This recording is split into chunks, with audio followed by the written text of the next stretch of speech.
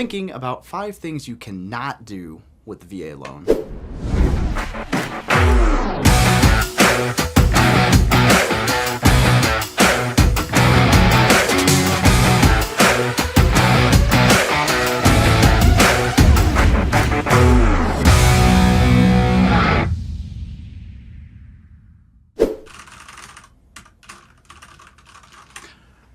So, just working really hard, not staged at all, thinking about 5 things you cannot do with the VA loan. The top 5 things that I would recommend you never try to do.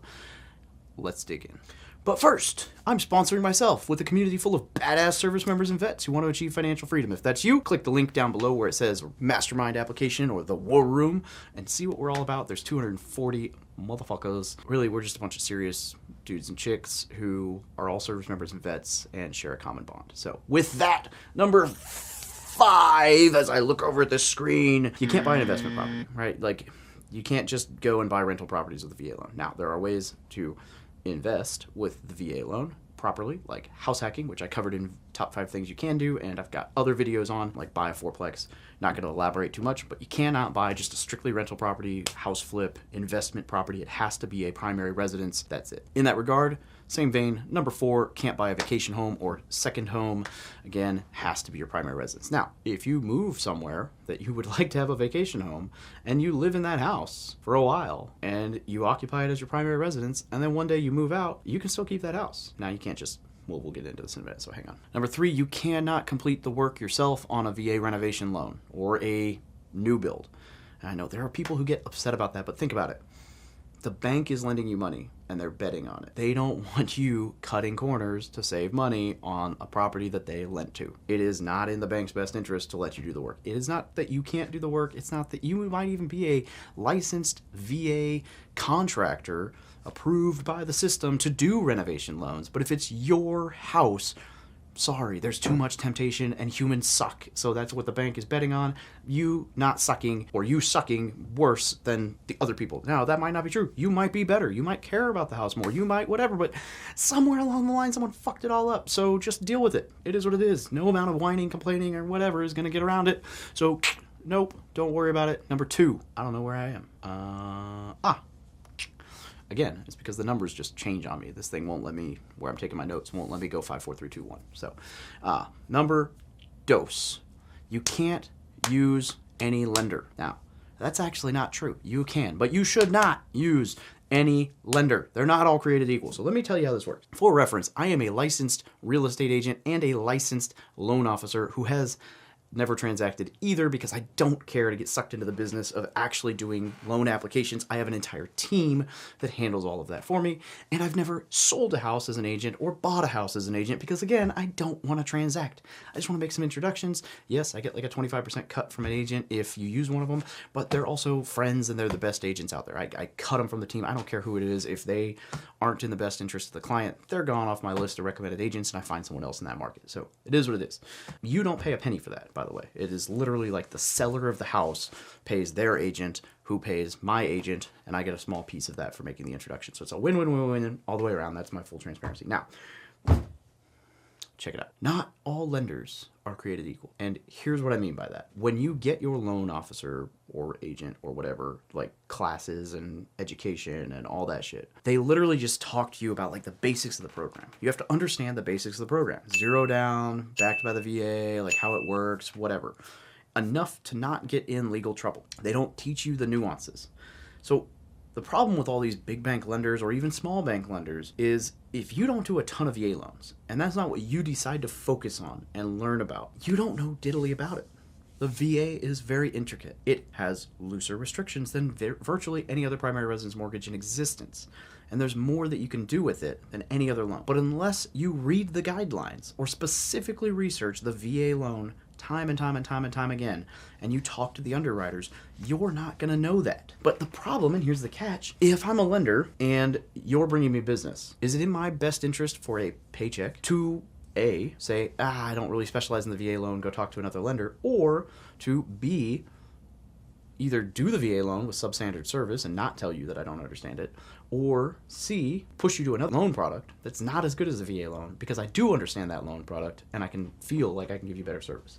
Yeah, B or C, right? They will either do the loan themselves and suck, or they will push you to another product and convince you that the VA loan sucks. So that's where we ended up in this world where like agents and lenders are like, the VA loan's not competitive. No, you just don't know what you're doing, and please step aside and let the veteran use somebody who does. Rant over. There's no better product out there than the VA loan. There's not. My buddy Brian Lubin sold a bunch of houses, and the only 2 that have ever come in at appraised value to a seller or to a buyer were both VA buyers. So best appraisal process, best appraisal rebuttal process, Tidewater, and going directly to the VA. It's the only. So my lenders tell me, if you're buying a house and there's an issue with the appraisal, they've got like a 60 to 70% approval rating for overturning that appraisal by going to the VA, because the ego of the appraiser doesn't get involved because it goes over their head to the VA. They have like a 0 to 5% approval rating for doing that with any other mortgage product, because it goes directly back to the same appraiser, who's going to be like, I didn't make a mistake. My ego is involved. So anyway, I could go on and on and on and on about this, but the long story short is not all lenders are created equal, which is why it took me years to create, cultivate, build, whatever, the right network with a team that I trust. And so nationwide, they do one of 2 things. Either, if they're licensed in your state, they can handle the loan and they're freaking rock stars, or they will make the introduction, if it's a state they're not licensed in, to a vetted VA past approved broker. And vetted VA is the #1 training platform for service members and veterans, or really not for service members, sorry, for VA lenders who will absolutely take care of you. Right? So they will either do the loan themselves, or they'll just introduce you to somebody who's been trained through this incredible training platform where almost nobody passes. In fact, I don't think anybody's ever passed the VA loan knowledge test on the first try, to make sure that you get a proper introduction, right? So that's awesome. If you want one of those intros, click the link down below. I'll introduce you to a lender or agent or both, whatever. But there's also, you'll see a link down there that's just for questions. So it's just got a box, and you type in your question and you push send, and then you put your email address in or your contact info, whatever, and they'll reach out to you and answer your question, right? You don't even have to apply. So check that out as well. All right, the #1 thing that you cannot do with the VA loan is intend to occupy, i.e. commit mortgage fraud, right? And for reference, mortgage fraud or occupancy fraud is up to a $10,000 fine felony charge, right? So like, it could be 2 years in jail, it could be 10 grand, felony, can't vote anymore, can't carry a firearm anymore. Like, you tell me if that risk is worth the reward of buying a house just because you want to buy a house and try to game the game and not live in it as primary, when you could A, live in it as a primary, or B, just use a different loan product to buy said house as an investment legitimately, instead of trying to skirt the down payment to make a 0 down investment purchase, right? Go back to #5, cannot buy an investment property with the VA loan.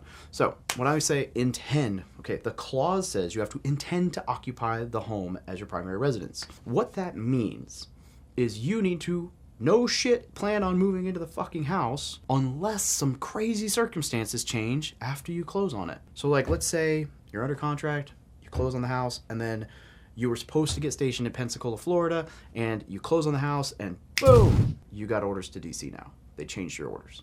That is a perfectly understandable and legitimate reason to not actually occupy the house. My buddy Tim was renovating a house, and it took like 6 months longer than it was supposed to, and at some point, when their lease came up for renewal on their rental property, they just moved into another property. And then they were like, we got a year left on this lease, we can't break this lease, like whatever, and they ended up not occupying that house. They intended to, but it took like a freaking year to finish the renovation loan when it was supposed to be like 4 to 6 months. So they had a 6-month lease, then they had to sign a 1-year lease. It was just this whole thing. I've got 2 other buddies who bought a triplex together, and then it had 3 units, and one of them was occupying, was going to be vacant the week they closed, right? It was supposed to be vacant. And the tenant was moving out, and no big deal, right? That's legit. You can have a VA loan as long as, on like a triplex or fourplex, as long as one of the units is unoccupied or will be unoccupied when you get there, so that you can move in. This was in 2020, and guess what happened in California? COVID, right? I mean, it happened everywhere, but in California, good luck evicting anyone. Total moratorium on it. And so this tenant didn't want to move out. Changed his, he was like, oh no, I'm going to squat. And they spent like 8 months trying to get this dude out of the house. Never could get him out of the house. And they ended up just selling the house. And they profited on it.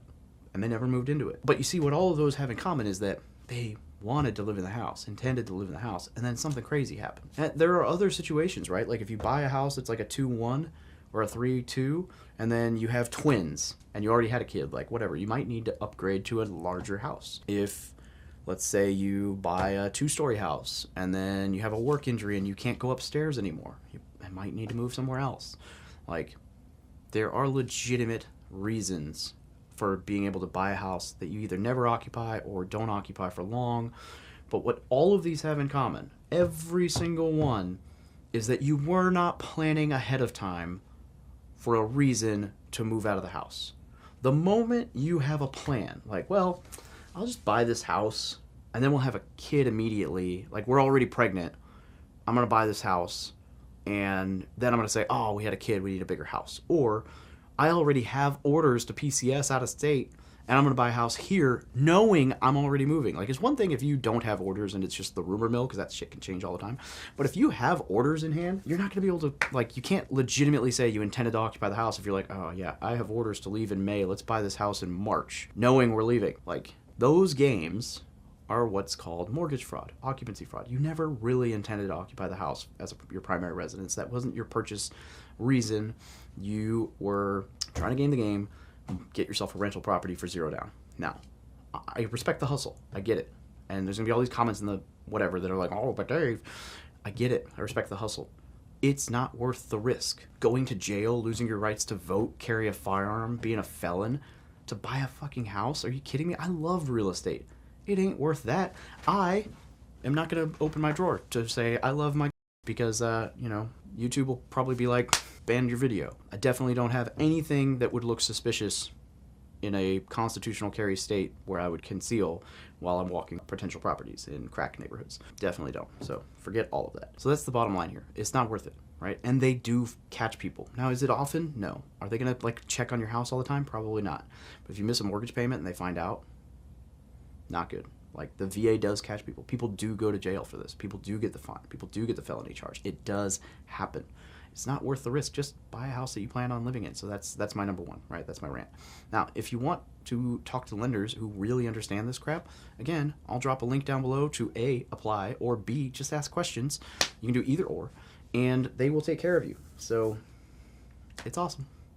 I recommend you check it out. It's a great free resource for you with education and information, and I hope you use the VA loan. It's a phenomenal product. It's the best thing out there. Just don't abuse it. Thanks for watching. You've made it to the end of the video. If you got something valuable out of this, please consider smashing that like button, subscribing to the channel, and checking the little bell for notifications so that you get to see more valuable content. Depending on what you're interested in, we've got a ton of other playlists on real estate investing, military advice, getting rich in the military, VA loans, you name it. And make sure you get plugged in the community, in the Facebook group, and other platforms.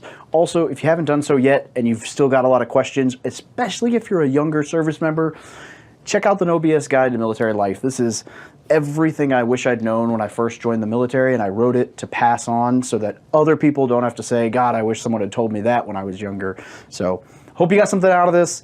If you got ideas for other videos or questions, throw them in the comments. I definitely do reply to most everything that's in my comments. And I look forward to seeing you around the channel again. Have a great day.